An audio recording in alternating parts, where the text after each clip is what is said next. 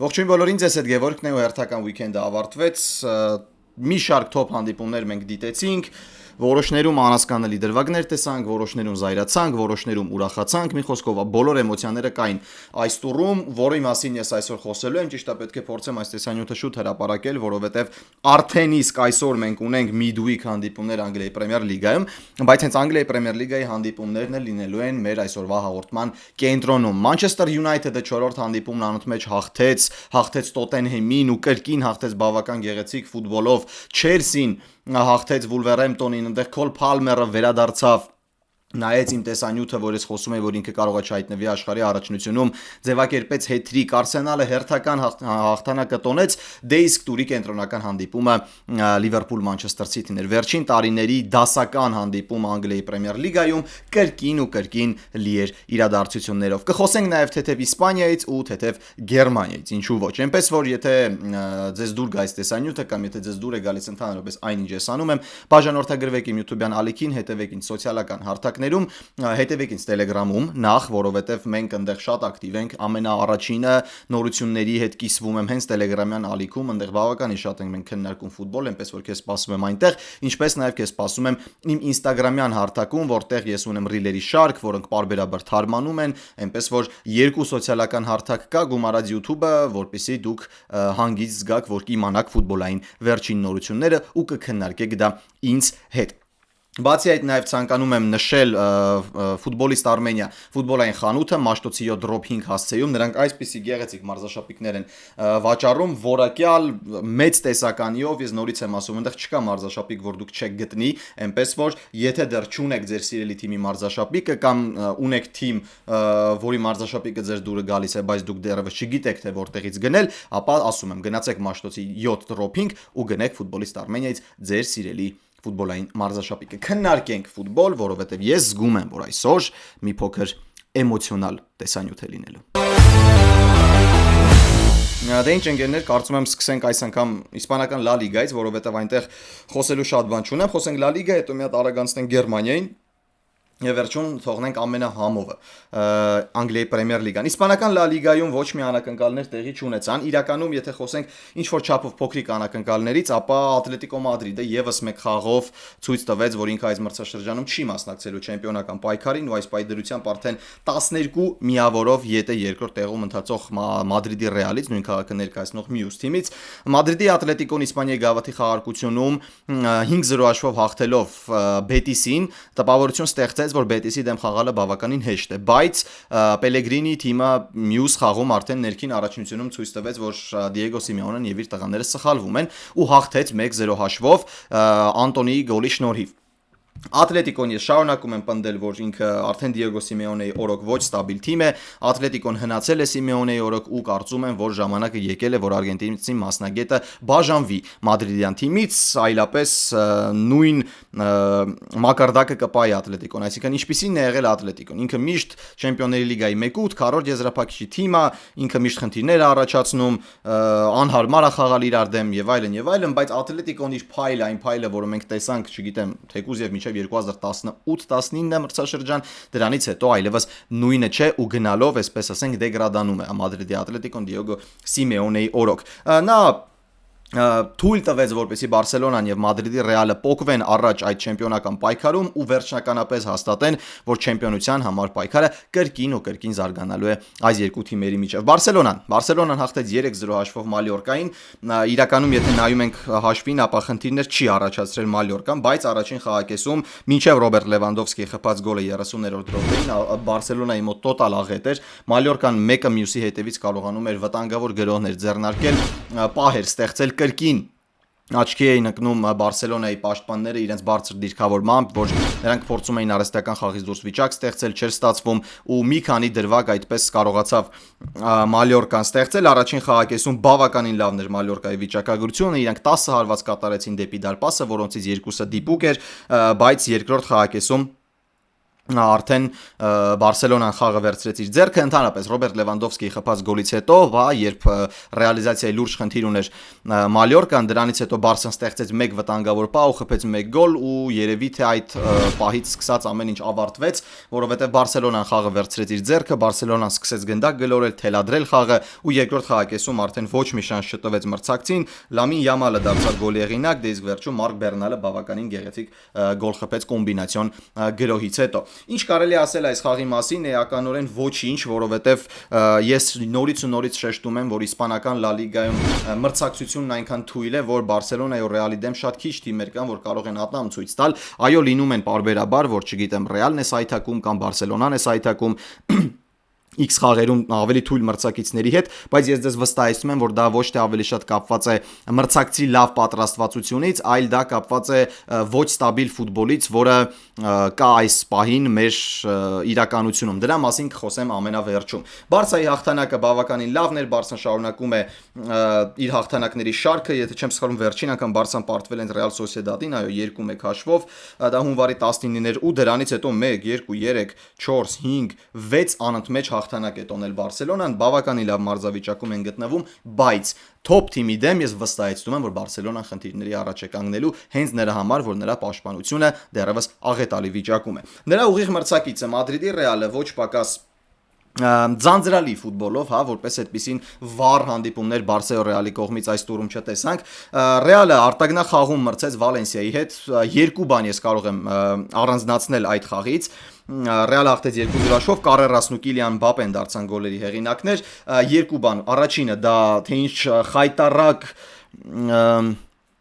նսեմացնող իրենց ակումբին նսեմացնող երկրպագուներ ունեն Վալենսիան ու հիմա էլ որ չկար Վինիսիուս Ջունիորը, երբ որ Վինիսիուսը խաղադաշտում էր, մենք ասում ենք որ Վինիսիուսը պրովոկատոր է, Վինիսիուսը ստիպում է երկրպագուներին, տրիբունաներին ակտիվանալ, խոսել վատը եւ այլն, բայց այս անգամ չկար Վինիսիուս Ջունիոր, բայց Վալենսիայի երկրպագուները կրկին իրենց խայտառակ պահվածքով առանձնացան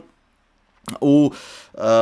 չգիտեմ, իմաստը ֆուտբոլիստին ամբողջ ստադիոնով վիրավորելու եւ այդ ֆուտբոլիստը ընդհանրապես խաղի ընթացքում հակառակ իրենց ակումբին, խոսքի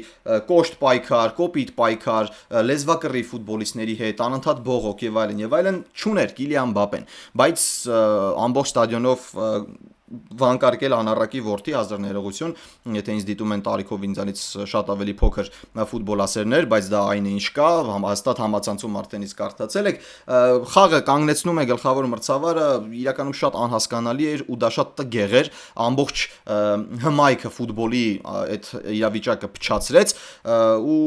ընդհանրապես ընդունելի չէ։ Ես գիտեի, որ օրինակ Վինիսիուսը պրովոկատոր է, բոլորս էլ դա հասկանում ենք։ Բրազիլական արյունը իր մեջ խոսում է, բայց այն թե ինչպես են պահում Վալենսիայի երկրպագուները մեզ տալի եմ առանց էտել, որ իրենց ակումբը գտնվում է խայտառակված վիճակում, պայքարում է իսպանական Լա լիգայում տեղը պահելու համար, դուք դրա փոխարեն ավելի եք վատացնում իրավիճակը, համբավ եք գցում, իսկ վերջում եւ Վալենսիան պարտվում է արդեն 0-2 հաշվով, դուք սպիտակ թաշկինակներ եք ցույց տալիս հանձնվելու հիմք բերելով։ Մի փոքր սխալ էր այդ ամենը եւ երկրորդը ինչի մասին ես ցանկանում եմ խոսել, դա Կիլիան Մբապեն է։ Կիլիան Մբապեն երևի թե առաջին անգամ ստացավ հնարավորություն ցույց տալու իր ալֆա-սամեց բնավորությունը, որովհետեւ խաղին չկային ոչ Ջուդ Բելինգեմը, ոչ Ռոդրիգոն, ոչ էլ Վինիսիուս Ջունիորը։ Բելինգեմը վնասվածքի պատճառով չկա, Ռոդրիգոն եւ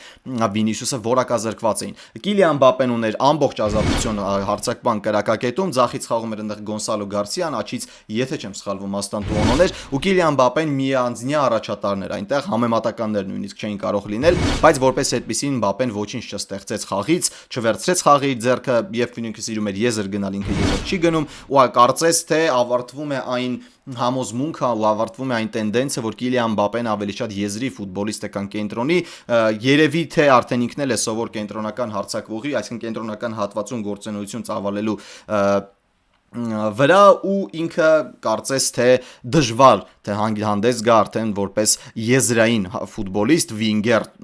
նոմինալ Մադրիդի Ռեալում։ Առավել եւս երբ կա Վինիսիուս Ջունիոր, ինքն դեղ իր ակտիվությունը պահում է, Կիլիան Մբապեն հարձակման կենտրոնում ավելի մոտ է դարպասին, պահերը ավելի շատ է կարողանում ստեղծվել նրա համար եւ ինքն իր համար, բայց կոնկրետ այս քննությունը ինքը ձախողեց ցույց տալու համար, որ եթե չկա Վինիսիուսը, եթե չկա Բելինգեմը կամ չկա Ռոդրիգոն, ես միևնույն է կարող եմ առաջ տանել այս թիմին։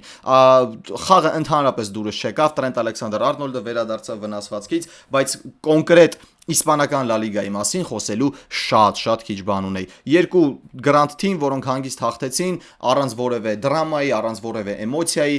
բայց ասել, որ երկուսն էլ տպավորեցին, սուտ կլինի։ Գերմանիայում տեղի ունեցան հանդիպումներ, որոնք ի սկզբանե ինչ-որ ինտրիգ իրենց մեջ ներկայացնում էին, հա, Բավարիան, որը երկու հանդիպում անընդմեջ չկարողացավ հաղթել, մի հանդիպումը ավարտեց ոչ ոքի, մյուսում պարտվեց, հա, նախ պարտվեց Աուգսբուրգին սեփական հարկի տակ 1-2 հաշվով, որը դարձավ մրցաշրջանի առաջին պարտությունը Բավարիայի համար, դա իհարկե շքեղ վիճակագրություն է, 24-0-1, հունվարի 24-ին առաջին պարտությունը կրում Մյունխենի Բավարիան, ու ընդհանրապես ոչ ոքի չուներ, ու դրանից հետո արտագնա խաղում Համբուրգի հետ 2-2 խաղաց, միառժամանակ, երբ ներքին առաջնությունում երկու թիմ բավականին լավ մարզավիճակում էին գտնվում, դա Դորտմունդի Բորուսիան է ու Հոֆենհայմը։ Ու Հոֆենհայմի հետ Բավարիան անցկացրեց հանդիպում սեփական հարկի տակ, Հոֆենհայմը բավականին լավ մարզավիճակում, վերջին 5 խաղում 5 հաղթանակ, ու երբ որ տպավորություն էր, որ Բավարիան ինչ որ միտեղ արդեն վնասված է, հա, կարելի է հենց այսպիսի խաղում ինչ-որ մի բանի հասնել ու փորձել զարմացնել ամբողջ Ալիանս Արենան։ Բավարիան դուրս եկավ Հոֆենհայմի դեմ խաղում, Բավարիան ուղղակի ոչնչացրեց բանին, Հոֆենհայմին,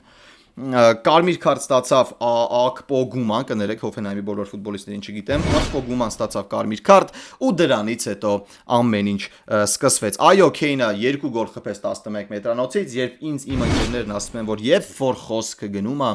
Ռեալի մասին, սաղդ մի անգամից արթնանում եք, բայց երբ մնացածներն են 11 մետրանոց իրացնում, դուք լռում եք։ Հարի Քեյնը գոլ ախփում 2-11 մետրանոցից։ Կային արդյոք 11 մետրանոցներ միանշանակ, այո։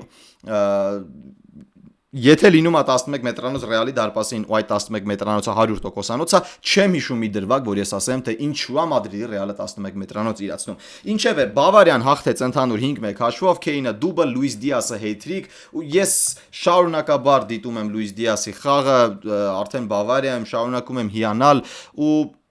եթե բիզնեսի տեսանկյունից ես համարում եմ, որ Լիվերպուլը ճիշտ վարվեց, որովհետև դժվար թե 30-ամյա այլ ֆուտբոլիստի համար 70 միլիոն վճարեր որևէ ակումբ, բայց ֆուտբոլային տեսանկյունից, երկրպագուական ու ֆուտբոլային ունակությունների տեսանկյունից ընդհանրապես չեմ կարողանում հասկանալ Լիվերպուլի ղեկավարությանը, որ իրանք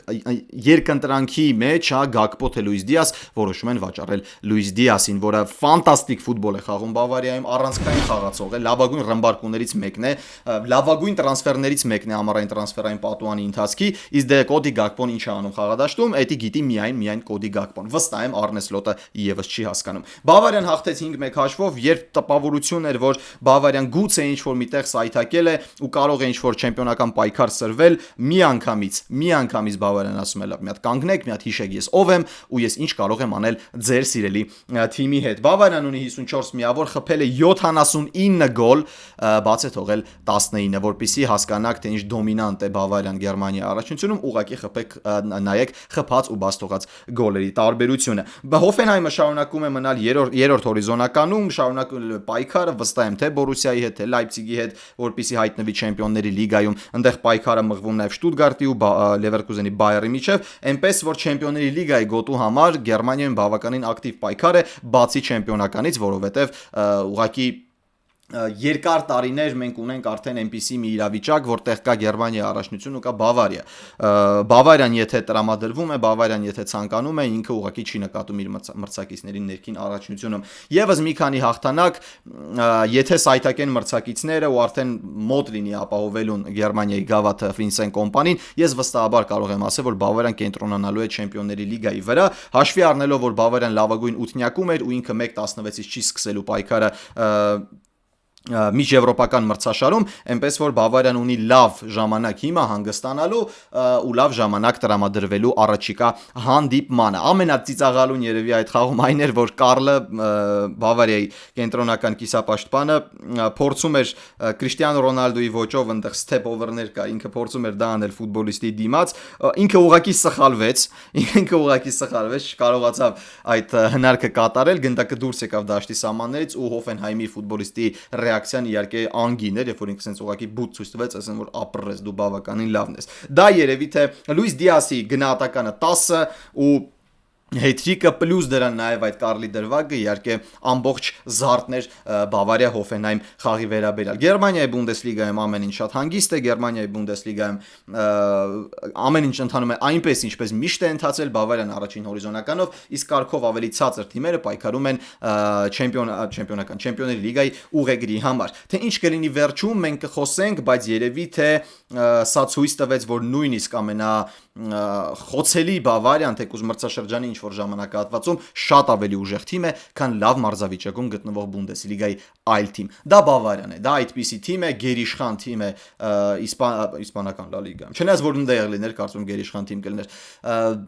Գերմանական Բունդեսլիգայում ինքը միանձնյա առաջատար է ու եղել է միշտ։ Նոյերը վատ հանդիպում անցկացրեց իրականում բաց թողած գոլներ իր մեղավորությամբ էր, բայց դե հասկանում ենք Նոյերը 40 տարեկան է ու չի կարողանում տալ այն չեմ ուզում ասել ինտենսիվությունը, այլ խաղային որակը, որ ինքը տալիս էր օրինակի համար 30 տարեկանում կան իր prime ժամանակաշրջանում։ Բայց դե Նոյերը մնում է Նոյեր, ուղղակի պաշտպանությունը հարձակումը այնքան լավն են գերմանական Բունդեսլիգայի համար, որ նույնիսկ մեկ սխալը չի արտացոլում ընդհանուր արդյունքը։ Բավարիան հաղթեց, Բավարիան գնում է չեմպիոնության։ Դե ամենահամեղը ընկերներ, Անգլիայի Պրեմիեր լիգա։ Կոնկրետ երկու հանդիպում կա, որի մասին ես ցանկանում եմ փոքր ավելի ծավալուն խոսել, բայց մի հատ sense մեկ տողով անցնենք այն խաղերի վրայով, որոնք տեղի ունեցան, հետո վերջում թողնեմ այդ երկու խաղերը։ Նախ Չելսին կարողացավ հաղթել Վուլվերհեմպտոնին 3-1 հաշվով, Կոլ Փալմերը դարձավ հետրիկի հեղինակ, բայց ասել, որ ինքը անցկացրեց ամենավառ հանդիպումը Եվս սուտ կլինի, որովհետև պետք է սպասենք մի քանի հանդիպում, տեսնենք արդյոք ինքը այս խաղամակարդակը պահում է թե ոչ։ Շարունակում եմ պնդել, որ Կոլ Պալմերը շատ կարևոր ու ամենակարևոր ֆուտբոլիստներից մեկն է Չելսիի կազմում։ Իմ համար ամենակարևորը չի, թերևս կա այնտեղ Էնցո Ֆերնանդես, կոնկրետ Ռոսենյորի ֆուտբոլի համար Էնցո Ֆերնանդեսը ամենակարևորն է, Էնցոն ու Մոյզես Կայսեդոն, բայց Կոլ Պալմերը հարցակման գծում իհարկե իր կրեատիվությամբ, իր մտքի շարժումների շնորհիվ կարողանում է շատ բան տալ Չելսին, ու դա իհարկե շատ գովելի է։ Կոլ Պալմերը արժանի էր այս հետրիկին, մենք երկար ժամանակ սպասում էինք նրա վնասվածքից հետո, թե երբ է նա վերադառնալու այն նույն խաղամակարդակին։ Կարծում եմ Վուլվերհեմպտոնի դեմ հանդիպումը ունի իր նշույլները, բայց Վուլվսն է, բոլորս էլ հասկանում ենք, նրանք արդեն գիտեն, որ դուրս են մնալու Պրեմիեր լիգայից, գնալու են Չեմպիոնշիփ ու մոտիվացիոն առումով Չելսիի համար հաղթանակ տոնելն այս խաղում մի փոքր հեշտ էր։ Ու Չելսին դա արեց, Ռոսենյորին իհարկե շնորհավորանքնել ես, Լիամ Ռոսենյորը Անգլիայի Պրեմիեր լիգայում բավականին լավ է հանդես գալիս, դեռևս պարտություն չունի ի դեպ, ու տպավորություն է, որ Չելսիի ֆուտբոլիստները մերվել են Լիամ Ռոսենյորի հետ, չգիտենք ինչքան դա կմնա, որովհետև եթե նայում ենք ուղիղ համատականներով, սցենարը նույնն է, ինչ Էնցո Մարեսկային է։ Էնցո Մարեսկան էլ եթե հիշում եք եկավ, խաղաց, հաղթեց, ֆուտբոլիստները սկսեցին նրան սիրել, հենց եկավ ամառային տրանսֆերային պատուհանը գնումներ կատարվեցին, դրանից հետո սկսեցին խնդիրները աշխարհի ակումբային առաջնությունից հետո։ Չելսին հաղթեց նույն քաղաքի մյուս թիմը առաջատարը Պրեմիեր լիգայի Արսենալը եւս հաղթեց 3-0 հաշվով Սանդերլենդին։ Այնտեղ կրկին շատ բան չունեմ ասելու, որովհետև կրկին Արսենալը խաղում էր իր պրագմատիկ ֆուտբոլը, առաջին խաղակեսում վիճակագրությունը այդքան էլ լավը չէր Արսենալի մոտ ու ոչ էլ Սանդերլենդի մոտ, երկուական դիպուկ հարված էին կատարել, մեկն ավարտվեց գոլով Մարտին Զուբիմենդի, բայց եկեք ընդունենք այն փաստը, որ Մարտին Զուբիմենդին այս պայդրությամբ ոչ միայն օգտակար է բիլդափի ժամանակ ու պաշտպանության, բացի դրանից, որ Մարտին Զուբիմենդին մեկներկային կազմում միակն է, որ անփոխարինելի է, եթե դուք նայում եք ռոտացիայի գնում է Միկել Արտետան գրեթե բոլոր ֆուտբոլիստների հետ, միայն Դավիթ Ռայան է ու Մարտին Զուբիմենդին են, որ մնում են անձեռնամխելի Միկել Արտետայի մոտ։ Դա հասկանալի է, որ հենակետային կիսապաշտպանը հատկապես իսպանական ֆուտբոլային ոչ դավանող մարշի մոտ հենակետային գոտին, հենակետային կիսապաշտպանը ամենակարևոր դետալներից մեկն է, բայց Մարտին Զուբիմենդին այս պայդրությամբ ոչ միայն օգնում է պաշտպանությունում, ոչ միայն օգնում է գրոհի ստեղծման փուլում, այլև եզրափակում է Մարտին Զուբիմենդին, եւ երբ ձեռք էին բերում Զուբիմենդի, չգիտեին, որ Վիկտոր Գյոկերաշի փոխարեն նա պետք է խփի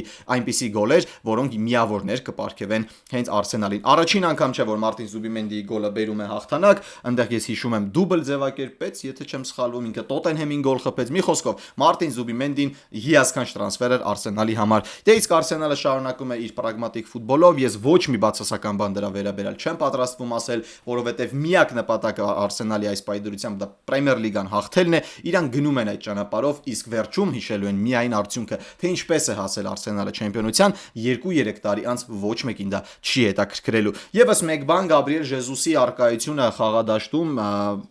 վնասվածքից ապակիված Գաբրիել Ժեզուսը ցույց է տալիս, որ ինքը համակարգի համար շատ ավելի համապատասխանատու ֆուտբոլիստ է, քան Վիկտոր Գյոկերեշը, ու Գաբրիել Ժեզուսը հերթական խաղում դուրս է գալիս մեկնարկային կազմում։ Այո, Գյոկերեշը դարձավ դուբլի հեղինակ։ Այո, նրան մատակարարեցին երկրորդ խաղակեսում այնպես, ինչպես պետք է մատակարարել Գյոկերեշի ու իր նման կենտրոնական հարձակվողներին։ Դրա համար էլ ինքը ապահովեց այդ արդյունավետությունը, բայց կոնկրետ իմ համար մի փոքր ավելի հոգեհարազատ է Գաբրիել Ժեզուսի ցուցադրած ֆուտբոլը, կեղծ ինը համար, որը կարողանում է շարժվել գծերի արանքում, որը կարողանում է մրցակիցների թիկունքում փնտրել ազատ տարածություն ու որը խաղարկման մեջ մասնակցություն ունի։ Վիկտոր Գյոկերեշը դեռևս այդ հատկություններին չի տիրապետում։ Դե իսկ մյուս թիմը, որը կարծես թե, չգիտեմ, չի ցանկանում ոչ թե չի ցանկանում, այլ այլևս չի կարողանում նույն մակարդակը ցույց տալ, դա Աստոն Վիլան է, Աստոն Վիլան, որը Պրեմիեր լիգայի վերջին 2 խաղերում չկարողացավ հաղթել, նախ պարտվեցին Բրենթֆորդին 0-1 հաշվով, չնայած որ Բրենթֆորդն ուներ կարմիր կարդ, եւ արդեն Բորնմութի դեմ արտագնախաղում նրանք եւս չկարողացան հաղթել 1-1, ամենազարմանալին Բորնմութի խփած գնդակն էր, իսկ ավելի կոնկրետ Լուկա Դինի պաշտպանողական հատկությունները տվյալ իրավիճակում, նա ուղղակի թողեց, որպեսզի ֆուտբոլիստը մտնի գնդակով տուգանային հրապարակ ու հարվածի դառնալով գոլի հեղինակ։ Ոչ մի ձև չցանկացավ խանգարել Լուկա Դինը, ոչ մի բան չցանկացավ անել, ինչը շատ զարմանալի էր իրականում, բայց փաստը մնում է փաստ, որ Աստոն Վիլան, հա, բոլորս էլ վստահաբար կարող ենք ասել, որ Աստոն Վիլան այն թիմն էր, որը զարմացրեց բոլորիս, շարունակում է զարմացնել բոլորիս, ունենալով շատ ավելի քիչ ռեսուրս, քան գրանդերը, որոնք պայքարում են չեմպիոնության համար, ինքը առ այս պահը երրորդ հորիզոնականում է, ինչը արդեն ֆանտաստիկ արդյունք է Ունայ Էմերի համար, բայց կարծում եմ, որ մրցաշրջանի ավարտին Աստոն Վիլան չի լինելու լավագույն եռյակում, չնայած որ այն ցուցադրած ֆուտբոլը, որ օրինակ մենք տեսանք դեկտեմբերին, հունվարին կամ նոյեմբերին, ընդհանրապես չէր կարող ասել, որ Աստոն Վիլան գուցե լավագույն եռյակից կամ լավագույն քառյակից դուրս մնա։ Հիմա հաշվի առնելով Մանչեսթեր Յունայթեդի մարզավիճակը, Չելսիի մարզավիճակը, այն որ Աստոն Վիլային սպասվում են բարդ հանդիպումներ, կարող է ստիպել, որպեսզի մենք ինչ որ կերպ մտածենք Աստոն Վիլայի լավագույն քառյակից դուրս մնալու համար։ Պայքարը լինելու է կատաղի, Աստոն Վիլայի հաջորդ խաղը տանը Բրայթոնն է, հետո արդեն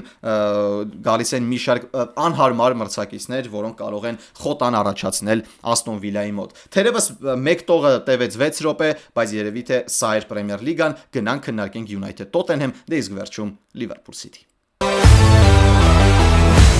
Մանչեսթեր Յունայթեդ Տոտենհեմ։ Մանչեսթեր Յունայթեդ Տոտենհեմը իրենից շատ հետաքրքիր դիմակայություն էր ակնկալում ու մենք դա էլ տեսանք, որովհետև թե Մանչեսթեր Յունայթեդը եւ թե Տոտենհեմը պետք է հաղթանակ տոնեն այս խաղում, երկուսն էլ տարբեր նպատակների հետևից են գնում, բայց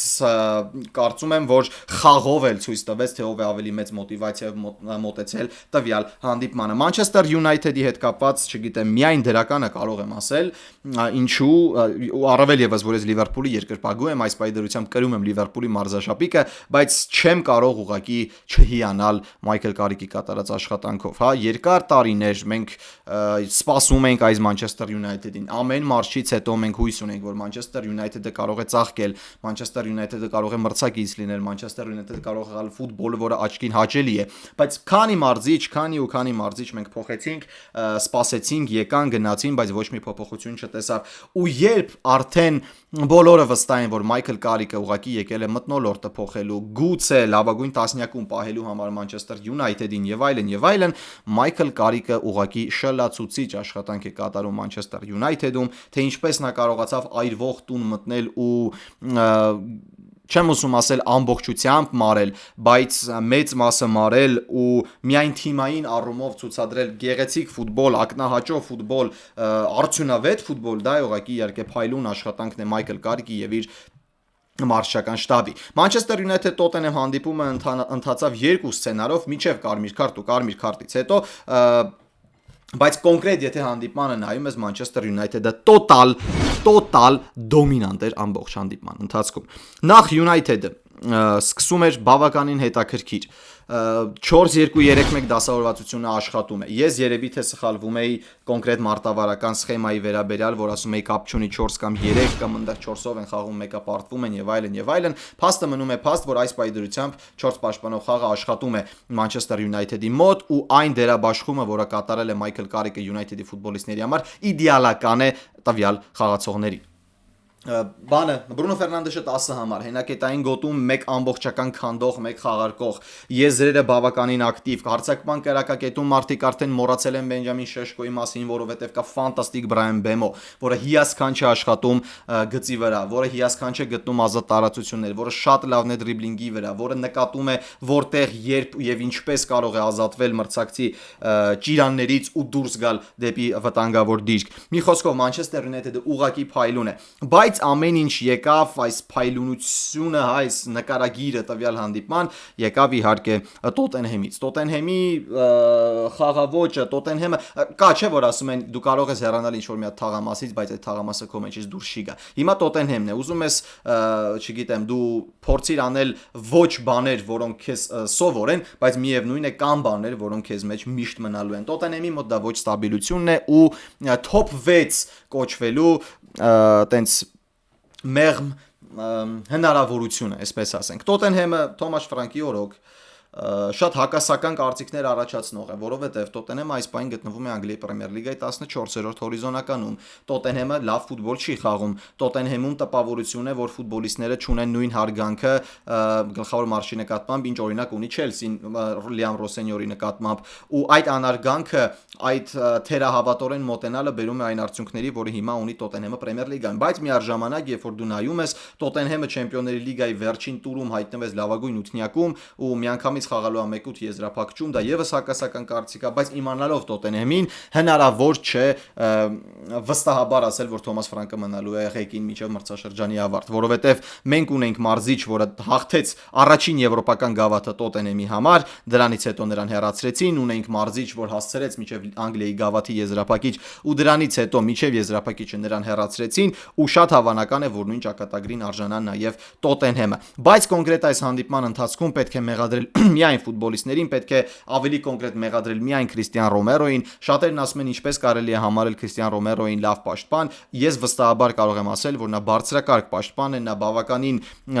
լավ տվյալներ ունի կենտրոնական համաշխարհային մակարդակի պաշտպան կոչվելու համար, բայց իր կարգապահությունը անընդհատ խանգարում է այն ֆուտբոլային որակներին, որոնք Քրիստիան Ռոմերոն ունի։ Ուղղակի անհասկանալի իրավիճակում, ոչ մի լուրջ իրավիճակում Քրիստիան Ռոմերոն ստանում է ուղիղ կարմիր քարտ, կանգնելով ոտնաթաթին, եթե չեմ սխալվում Կազեմիրոյի ոտնաթաթին կանգնելով, դա 100%-անոց կարմիր քարտ էր։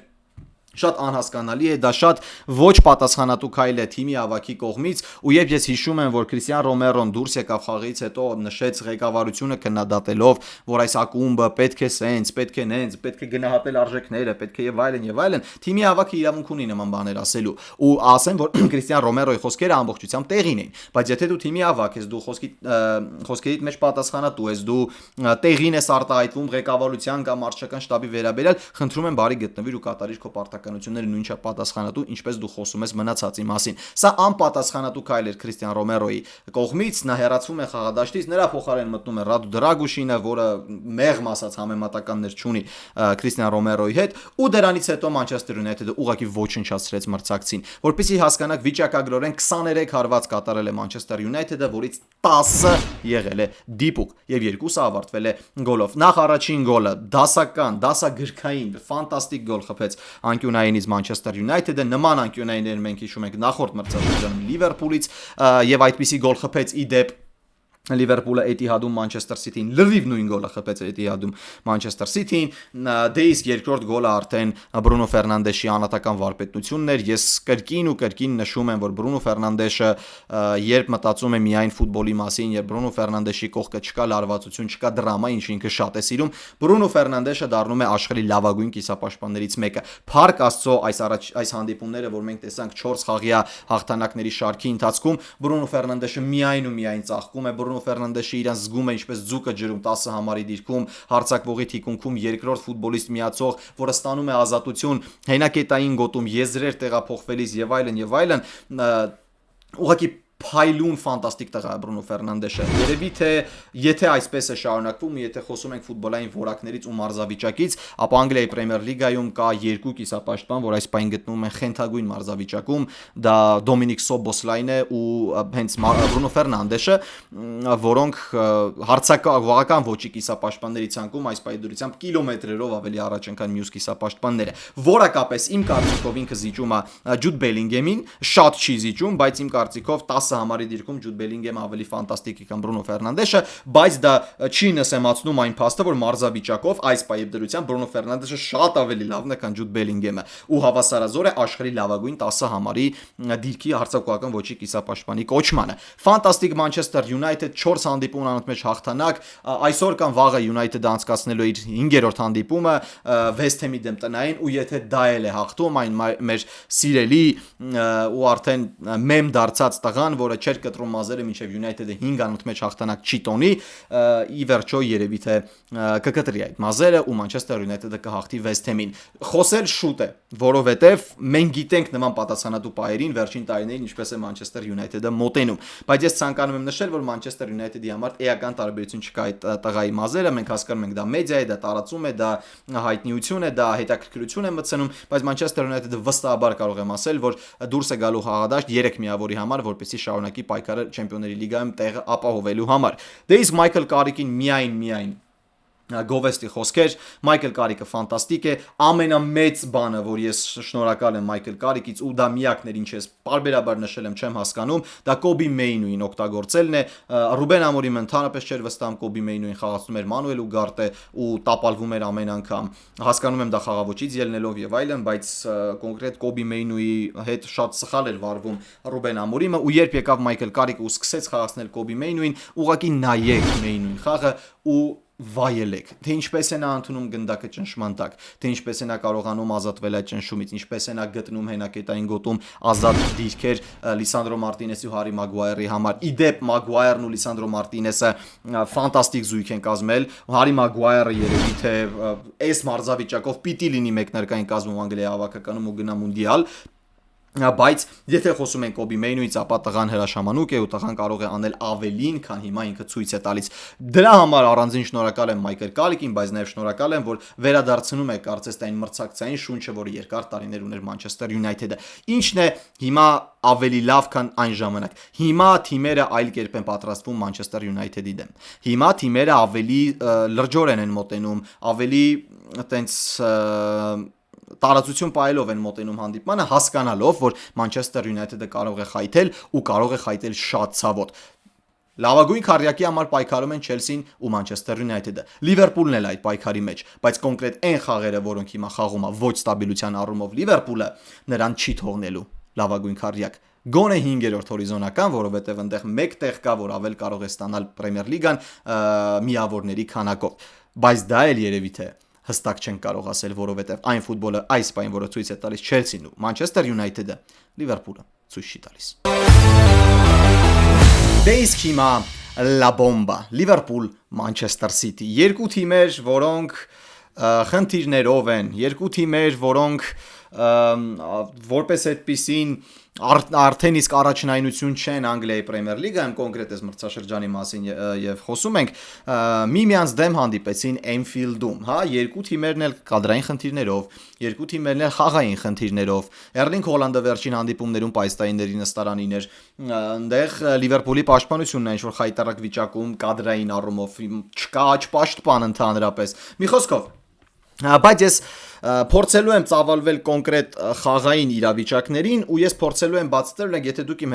Telegram-ն ալիքին հետևել եք խաղի ընթացքում, ապա ես առաջին խաղակեսից ու երկրորդ խաղակեսից հետո երկու տարբեր կարծիքներ հայտնեցի, սկզբում ասեցի, որ Մանչեսթեր Սիթին տոտալ դոմինանտ է, երկրորդ խաղակեսում ասեցի, որ Լիվերպուլը արժանի չէր պարտության։ Դե իհարկե շնորհակալություն Քրեյգ Փոուսոնին։ Ստեղ նախապես ասում եմ, գուցե ձեզ համար լինեն կարծիքներ, որոնք չհամապատասխանեն ձեր իրականության հետ, բայց ես պատրաստ եմ փաստարկների հիման վրա նշել թե ինչու եմ ես կարծում, որ X իրադարձությունը, X որոշումը սխալ կամ ճիշտ էր։ Առաջին խաղակեսում մենք տեսանք տոտալ դոմինանտ ֆուտբոլ բանի կողմից, Manchester City-ի կողմից բավականին պասիվ էր Լիվերպուլը, իսկ Manchester City-ն բավականին ագրեսիվ։ Շատ հետաքրքիր մարտավարություն էր ընտրել բանը Պեպ Գվարդիոլան, երբ ես հիշում եմ, որ բանը ինքը ասուլիսներից մեկի ժամանակ նշել էր, որ Օմար Մարմուշը եւ Էրլինգ Հոլանդը անհամապատասխան են հարձակման գծում, երբ նրանք միաժամանակ խաղադաշտում են, բայց արի ու տես, որ Manchester City-ին այս անգամ Պեպ Գվարդիոլան կրկին գնաց իր համար ոչ սովոր ճանապարհով, ճկունության վրա գնաց ու խաղաց 4-4-2 դասավորվածությամբ, որտեղ կիսապաշտպանները ձևավորում էին ռոմբ, այսինքն Ռոդրի, Բերնարդո Սիլվա, Անտուան Սեմենյո եւ Եվս մեկ ֆուտբոլիստ կար, որի անունը այս պահին չեմ հիշում, բայց հիմա փորձեմ գտնել մյուս ֆուտբոլիստին։ Անտուան Սեմենյոն, Նիկո Ռայլին, Բերնարդո Սիլվան, Ռոդրին ու Անտուան Սեմենյոն կազմեցին կիսապաշտպանությունը, հա, եթե դուք նայում եք թղթի վրա մարտավարական սխեմային, ապա այնտեղ 4-3-3 է եւ այլն, բայց ոչ, դա այդպես չէ, եթե նայում եք խաղի պատկերին, Անտուան Սեմենյոն խաղում էր որպես կենտրոնական կիսապաշտպան։ Որն էր Պեպ Գվարդիոլայի միտքը խաղալ ռոմբով։ Փաստը կայանում էր նրանում, որ Էրլինգ Հոլանդը եւ Օմար Մարմուշը պետք է պրեսինգ ցույցաբերեին կենտրոնական պաշտպանների վրա։ Վառ ընդգծվում էր խաղի ընթացքում, որ Էրլինգ Հոլանդի վրա դրված էր խնդիր խաղալ միմիայն Վիրջիլ Վան Դեյկի հետ։ Վիրջիլ Վան Դեյկը Կոնատեի հետ զույգ կազմելով ավելի լավն է գնդակով խաղով, ավելի լավն է առաջին փոխանցումներով ու Էրլինգ Հոլանդի մեծ ճնշումը կարող է խնդիրներ առաջացնել Վան Դեյկի մոտ։ Դե իսկ Ալիսոնի վրա ընդհանրապես ոչ մի պրեսինգ չկար։ Պրեսինգը սկսվում էր հատկապես Մարմուշի համար այն ժամանակ, երբ գնդակը հայտնվում էր Իբրահիմա Կոնատեի մոտ։ Բոլորս էլ հասկանում ենք, որ Իբրահիմա Կոնատեի առաջին փոխանցումը կամ բիլդափով կիսադաշտից դուրս գալը լավագույնները չի։ Ու շեշտը հենց դրա վրա էլ դրել էր բանը Պեպ Գվարդիոլան։ Իբրահիմա Կոնատեի սխալ փոխանցումների վրա, երբ որ գնդակը երկար էր ընթանում դեպի մրցակցի կիսադաշտ, սեփական կիսադաշտ ընդեղ մենապայքարներում հաղթելը ու սեփական գրող սկսելը, փորձելով հնարավորինս անհարմար իրավիճակում դնել Լիվերպուլին։ Առաջին խաղակեսում ամբողջությամբ ստացվեց դա Manchester City-ի մոտ, ասել որ շատ պահեր են ունեցել թիմերը, հատկապես Manchester City-ին, ոչ, կիսապահեր ստեղծվեցին։ Մի քանի դրվագում Ալիսոն Բեկերը մտավ խաղի մեջ, մի քանի դրվագում պաշտպանները սխալվեցին, բայց տրամաբանական ավարտի Manchester City-ի գրողները չհասան ու որպես այդպեսին առաջին խաղակեսում Լիվերպուլը ընդհանրապես խաղադաշտ դուրս չէր եկել, վիճակագրությունը դա փաստում է։ 10 հարված կատարել է դեպի դարպասը Manchester City-ին, որից 3-ը եղել է դիպուկ, իսկ Լիվերպուլը կատարել է 3 հարված ոչ մի դիպուկությամբ։ Դա ուղղակի Էնֆիլդում Լիվերպուլի Manchester City-ի դեմ խաղի համար խայտառակություն է։ Բայց երկու դրվագ առանձնացավ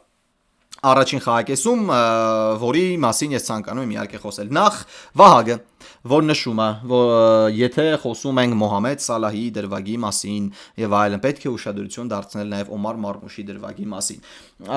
Օմար Մարմուշը պարտվեց ֆիզիկական պայքարում Իբրահիմա Կոնատեին։ Օմար Մարմուշը յուրաքանչյուր կադրից, որտեղից ուզում եք նայեք, Օմար Մարմուշին հրում է Իբրահիմա Կոնատեն ուսերի պայքարում։ Դա կոչվում է ռուսերեն ասված կորպուս։ Կորպուսում հաղթում է Իբրահիմա Կոնատեն թույլ չտալով առաջ շարժվել դեպի տուգանային հրապարակ Օմար Մարմուշին, խլելով գնդակը։ Այդտեղ ոչ մի խախտում չէր կարող լինել, ոչ մի խախտման մասին նույնիսկ խոսք չկա։ Դե իսկ հակառակ կողմը տեղի ունեցավ երևի թե առաջին տենց զավեշտալի դրվագը Քրեյգ Փոուսոնի ղեկավարությամբ, հայեցողությամբ, ինչպես սիրում է ասել մեր Վահագնը։ Հայեցողությամբ առաջին խաղակեսի չեմ հիշում, դա վերջնամասներ, միջնամասներ, Լիվերպուլը ստանում է տուգանային հարվածի իրավունք, կատարվում է փոխանցում տուգանային հրապարակ, որը ընդգծված էր ուղիղ մուտքով, երբ որ օրինակ սա խոսում ենք, չէ, հայեցողության վրա։ Սրա վրա մի փոքր համաձայն եմ, հայեցողության վրա է։ Բայց չգիտես ինչու, լավ է, դա թողնում եմ վերջում, չգիտես ինչու, թողնում ենք վերջում։ Չի նշանակվում 11 մետրանոց։ Ինչը արդեն իսկ աղետ է։ Քրեյգ Փոուսոնը վարել է Manchester City Liverpool հանդիպումը նաև մրցաշրջանի առաջին հատվածում, որտեղ մենք եւս հիշում ենք, որ կար մրցավարական հայեցողության դրվագ, որտեղ իհարկե որոշումը կայացվեց իօքուտ Manchester City։ 11 մետրանոց պետք է նշանակվեր Manchester City դարպասին, բայց 11 մետրանոցը չնշանակվեց։ Նույնիսկ վառով չդիտեցին այդ դրվագը։ Խաղակեսն ավարտվեց, բոլորը զարմանքի մեջ են, ինչ պետք է անի Լիվերպուլը, որովհետև սենց խաղով վստահաբար կարող ենք ասել, որ Մանչեսթեր Սիթին պետք է հաղթի, պետք է ոչնչացնի, ճիշտ է չունենալով վառ իրական պահեր, իրանք ստեղծում էին բավականաչափ շատ, որպեսզի գոլով հեռանային առաջին խաղակեսից։ Բայց ինչն է զարմանահրաշ ու ոչ ստաբիլ այս մրցաշրջանի, կոնկրետ Մանչեսթեր Սիթիի մոտ, որ Պեպ Գվարդիոլան մշտապես ավելի վատն է երկրորդ խաղակեսում, քան առաջին խաղակեսում։ Վիճակագրությունը, խաղերի արդյունքները առաջին երկրորդ խաղակեսերի համեմատական այս մրցաշրջանում վառ ապացույց են, որ Պեպ Գվարդիոլան երկրորդ խաղակեսում չի կարողանում կառավարել հանդիպումը։ Ու երկրորդ խաղակեսը սկսվեց այնպես, ինչի մասին որ մենք խոսում էինք կոնկրետ խաղի ընթացքում ու քիչ առաջ ինչի ես շեշտեցի։ Լիվերպուլը ամբողջությամբ կերպարանափոխվում է։ Լիվերպուլը, որ առաջին խաղակեսում չէր ստացվում, որովհետև նրանց միտքը խաղի կենտրոնով էր, իրանք սկսում են խաղալ եզրերով։ Ու երբ Լիվերպուլը սկսում է խաղալ եզրերով, իսկ Մանչեսթեր Սիթին չի հասկանում, որ Լիվերպուլը խաղում է միմիայն եզրերով, Մակալիստերը, Սոբոսլայը ու Վիրցը ընդհանրապես չեն էլ հայտնվում կենտրոնում, մեկու մեջ Գրավենբերգ Վիրց զույգն է համագործակցում կենտրոնում, մի փոքր չեն հասկանում, թե ինչ պետք է անեն խաղադաշտում։ Անտուան Սեմենյոն կենտրոնական կիսապաշտպանի դիրքում ընդհանրապես չգիտի, թե ինչ պետք է անի, ու Լիվերպուլը ճախրում է ամբողջ խաղակեսի ընթացքում միջև խփած գնդակը։ Լիվերպուլը ստեղծում է պահեր, Լիվերպուլը գիշատիչի պես գտնում է յուրաքանչյուր թույլ տեղ Մանչեսթեր Սիթի։ Հենակետային գոտում Ռոդրին միայնակ չի հասնում։ Նիկո Օռայլին հասկանալի է, որ ինքը նոմինալ հենակետային չէ, ինքը պաշտպան է, ունդեղ խաղում է զուտ նրա համար, որովհետև Պեպ Գվարդիոլան նկատել է նշույլներ հենակետային կիսապաշտպանի։ Դե Պեպ Գվարդիոլան այդպես է, չէ՞։ Ով մի քիչ ինչ որ մի հատ բան կարողանում անել, ինքը սպանում է այդ ֆուտբոլիստին, այնքան է խաղացնում այդ դիրքում։ Ու Մանչեսթեր Սիթին ուղղակի կորած էր խաղադաշտում, Մանչեսթեր Սիթին կատարեց միանգամից 2 փոփոխություն, հա Պեպ Գվարդիոլան, եթե չեմ սխալվում, այո, կատարեց փոփոխություն, նախ Աբդուկոդիր Խուսանովը չկարողացավ շարունակել հանդիպումը, եւս մեկ կադրային խնդիր, նրա փոխարեն Ռուբեն Դիաշ ու Օմար Մարմուշի փոխարեն դուրս եկավ խաղադաշ Ռայան Շերկին, որ կարողանա եզրերում կենտրոնում ստեղծի կրեատիվություն, հավաքի ֆուտբոլիստների եւ գտնի ազատ տարածության վրա իր թիմակիցներին։ Դա եւս չստացվեց, որովհետեւ Լիվերպուլը ուղակի գնդակը չէր տալիս մրցակցին։ Ու ամեն ինչ եկավ մինչև 69-րդ րոպե, նախ 69-րդ րոպե, որը երևի թե ամենա controversial, ոնց կասես, ամենա քննարկվող, հա, դրվագն էր ամբողջ հանդիպման ընթացքում։ Դոմինիկ Սոբոսլայը գտնում է Մոհամեդ Սալահին հարցակման կրակակետում, իսկ Մոհամեդ Սալահը մեկ գեղեցիկ շարժումում ուղղակի թիկունքում է թողնում Մարգեհին մտնելով տուգանային հրապարակ։ Մարգեհին խախտում է խաղի կանոնները, քաշելով Մոհամեդ Սալահի մարզաշապիկից, ճղում է մարզաշապիկը, իսկ Քրեյգ Պոուսոնը տալիս է ուղղակի դեղին քարտ։ Հիմա ես ասում եմ ու շարունակելու եմ ասել, որ դա միանշանակ կարմիր քարտ էր, միանշանակ կարմիր քարտ էր։ Ինչու՞։ Շատերը միանգամից տղեկի հետ որ խոսացինք այնտեղ տենց որոշները գեցին, ախր դա վերջին հույսի խախտում չէ։ Դու չես տեսնում Ռուբեն Դիաշին, որ ինքը հավաքում է։ Ընկերներ, կարմիր քարտ պաշտպանվող թիմի ֆուտբոլիստին ցույց չեն տալիս միայն վերջին հույսի խախտման արդյունքում։ Կարմիր քարտ ցույց են տալիս նաև այն իրավիճակում, երբ պաշտպանվող թիմի ֆուտբոլիստը ակնհայտորեն խոչընդոտում է գոլային դրվագը։ Խոչընդոտում է գոլային դրվագի իրականացմանը, դրվագի, որը կարող է ավարտվել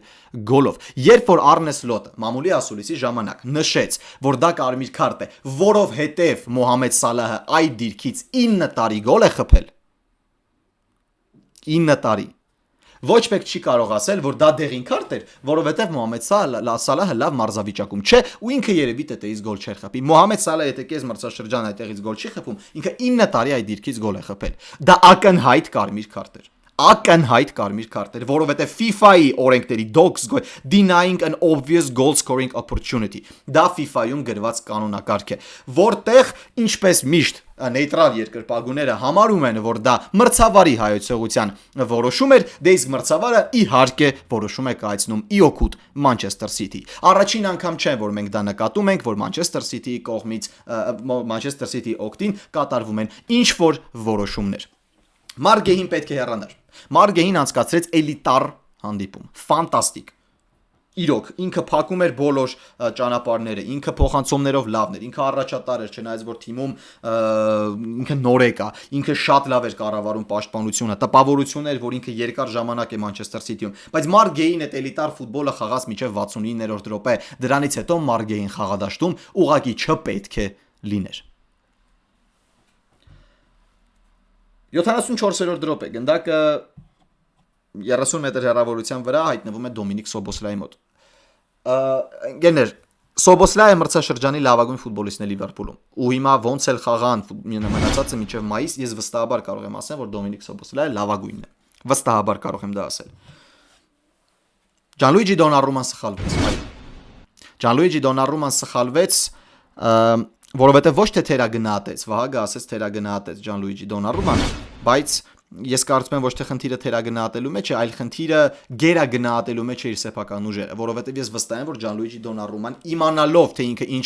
մեծ բացվածք ունի, իր մարմնի չափը այնքան մեծ է, որ ինքը յուրաքանչյուր ցածկով փակում է ամբողջ դարպասը, որ ինքը մտածում էր դարվածը այնքան հեռու է, որ ինքը կարող է տեսնել գնդակի ու ուրվագիծը ու ըստ դրա փրկել թիմին։ Ուղղակի Դոմինիկ Սոբոսլայի հարվածը այնքան ֆանտաստիկ էր ու այնքան անորսալի, որ Դոնառուման ուղղակի հայացքով հետևեց գնդակին։ Ինձ հիշեցրեց այդ knuckleball-ը Կրիշտիանո Ռոնալդոյի Պորտսմութի դարպասը, թե ինչպես էր Ռոնալդոն գրավում տուգանային հարվածով մրցակիցների դարպասը։ Գեր ֆանտաստիկ գոլ է խփում Դոմինիկ Սոբոսլայի։ Ուղղակի պայթեցնում ամբողջ Enfield-ը։ Ու ինչա տեղի ունենում հետո ընկերներ։ Լիվերպուլի պարտության մեջ մեղավոր է միմիայն Լիվերպուլը։ Որովհետև եթե հիշում ենք կլոպյան ֆուտբոլը, եթե հիշում ենք սլոթյան ֆուտբոլը նախորդ մրցաշրջանում, Արնե Սլոտը ուներ յուրահատկություն ու Յուրգեն Կլոպը ուներ յուրահատկություն վարպետորեն սպանելու հանդիպումը։ Եթե նայում ենք նախորդ մրցաշրջանի վիճակագրությունը, խփած գոլից հետո, երբ Լիվերպուլը արժևում է հաշվի մեջ ու պետք է սպանել խաղը, Լիվերպուլի գնդակի տիրելու տոկոսային հարաբերակցությունը չէր իջնում։ Երբ որ խոսքը գնում էր ավելի թույլ մրցակիցների մասին։ Երբ որ խոսքը գնում էր այն մրցակիցների, որոնք նույն ուժերի են կամ նույնիսկ ավելի ուժեղ են, բայց Լիվերպուլը հաղթում է, Լիվերպուլը մի փոքր իջեցնում էր տոկոսային հարաբերակցությունը գնդակի տիրման, բայց որպես այդպեսին խաղի նկատմամբ թելադրանքը չէր կորցնում։ Ու գնում էր եւս մեկը խփելու։ Լիվերպուլը այս մրցաշրջանում մենթալային կատվիկն է, որը խփած գնդակից հետո ուղակի զիջեց այն Մանչեսթեր Սիթին ու սկսեց պաշտպանվել։ Սկսեց խաղալ հաշվի վրա ու եղավ այն ինչ եղավ։ Նախ բաց թողած գոլը, առաջին բաց թողած գոլը Բեռնարդո Սիլվան։ Դոմինիկ Սոբոսլայի մեղավորությունն էր եւ սա շատ էպիկ հանդիպում է, որտեղ դու սկզբում հերոս ես, վերջում դառնում ես հակահերոս, բայց Սոբոսլայի հետ կապված ոչ մի խնդիր չկա կոնկրետ առաջին գոլի իրավիճակում, ինչու որովհետեւ Դոմինիկ Սոբոսլայը ընկերներ, որպես այդպեսին ինքը եզրային պաշտպան չի։ Եթե Նիկո Ռայլին հենակետային չի, ինչից ստեղծվում էին բացերը հենակետային գոտում Մանչեսթեր Սիթիի մոտ, ապա Դոմինիկ Սոբոսլայը եզրային պաշտպան չէ նոմինալ։ Նա չգիտի ճիշտ պահին դուրս գալ գծից, որպեսզի ստեղծվի խաղից դուրս վիճակ։ Ու նա ուշացավ։ Եթե տեսնում եք Կոնատեն ու Վան Դայկը դուրս են գալիս, իսկ բանը Սոբոսլայը մնում է։ Խաղից դուրս վիճակ չկա եւ 1-1։ Դրանից հետո Լիվերպուլը ինչ որ անհասկանալի կերպով է շարունակում խաղալ։ Լիվերպուլը ինչ որ թուլացնում է տեմպերը։ Լիվերպուլը դիրքային սխալվում է պաշտպանությունում ու կրկին աշխատում է Միլոշ Կերկեզ, Վիրջիլ Վան Դայք զույգի անհամաձայնությունը։ Նայեք, Միլոշ Կերկեզը այո, Վիրջիլ Վան Դայկը այո, այդ տարածությունը եզրային պաշտպանի ու կենտրոնական պաշտպանի չափազանց մեծ էր, ինչը արդեն իսկ խնդիր է։ Բայց ախր այդտեղ սխալվեց իմ շատ սիրելի Մակալիստերը։ Երբ նրանք 2-ով, 3-ով գնացին փակելու ֆուտբոլիստին ու Նունյեշը նրանց թիկունքից արագացում կատարեց այդ ազատ տարածություն։ Մակալիստեր, Կուրտիս Ջոն զույգից մեկը պետք է լիներ Կերկեզի ու բանի արանքում, Վիրջիլ Վան Դայկի։ Նրանք չկային այնտեղ։ Մատեուշ Նունյեշը դուրս է գալիս մտնում է տուգանային հրապարակ, գնդակը դուրս է գալիս դաշտի սահմաններից եւ Ալիսոնը չեմ ուզում ասել բախվում է, որտեղ այնտեղ բախում չկար։ Մատեուշ Նունյեշը ցածկում է Ալիսոնի վրայով։ Բայց 4 օրենքով դա 11 մետրանոց է։ Ալիսոնի հիմարության պատճառով։ Հիմա մենք ինչքան էլ փորձենք քննադատել մրցավարին, արդարացնել մնացածներին եւ այլն, դա Ալիսոն Բեկերի սխալն էր, որ ինքը տենց բան կատարեց, քայլ կատարեց ու նշանակվեց 11 մետրանոց։ Բայց ընկերներ, քանի դրվագ կարող եմ ես դες ներկայացնել հենց կոնկրետ Անգլիայի Պրեմիեր լիգայում հենց խաղեր, որտեղ ես անձամբ մեկնաբանել եմ վառ օրինակ 2021-22 մրցաշրջան Arsenal Manchester City Arsenal-ի հարկի տակ Manchester City-ն հաղթում է 2-1 շուտ է հաղթել է մի քիչ ճոխացված է որովհետև այնտեղ մրցավարը ուղակի երևի թե շեյխերից եսի միջնվերներ էր ստացել որովհետև եթե դուք հիշում եք այդ խաղը ուղակի իրավունք չունեք եթե դուք City երկրպագու եք ու հիշում եք այդ խաղը իրավունք չունեք ասելու որ դուք արժանիորեն հաղթել եք այդ հանդիպումը անձամբ մեկնաբանել եմ այդ խաղը Հարիկուսի եթերում Մարտին Էդեգորը մտնում է Տուգանային հրապարակ շարժվում է դարպասից հեռու գնդակը դուրս է գալիս խաղադաշտից բայց Էդերսոնը հարվածում է նրա ոտքին 11 մետրանոց չկա վառը նույնիսկ չի էլ նայում նույն մրցաշրջանում երբ Էվերտոնը ուղղակի ոչնչացնում է Մանչեսթեր Սիթիին Գուդիսոն պարկում Ռոդրին սեփական հարկի տակ ակնհայտորեն ձեռքով է խաղում օգնելով որ գնդակը չհայտնվի դարպասային հրապարակում ու գրողը որպեսի Մանչեսթեր Սիթին սկսի ակնհայտ ձեռքով սեն շարժումը Մանչեսթեր Սիթիի համար չեն նայում նույնիսկ վառ Երբ այս մրցաշրջանում Բորմուտի դեմ խաղում Ուիլյամ Սալիբան կատարում է տիպիկ նույն խախտումը ուղակի խաղադաշտի կենտրոնում ինչ անում է Մարգեհին Ուիլյամ Սալիբան ստանում է կարմիր քարտ իսկ Մարգեհին դեղին քարտ ու երբ որ մենք խոսում ենք ընկերներ ինչու եմ ես չեմ ուզում ասել որ Լիվերպուլին դեմ են Ես Լիվերպուլը պարտվեց միայն իր սխալների պատճառով։ Լիվերպուլը պարտվեց, որովհետև Լիվերպուլը վախկոտ էր։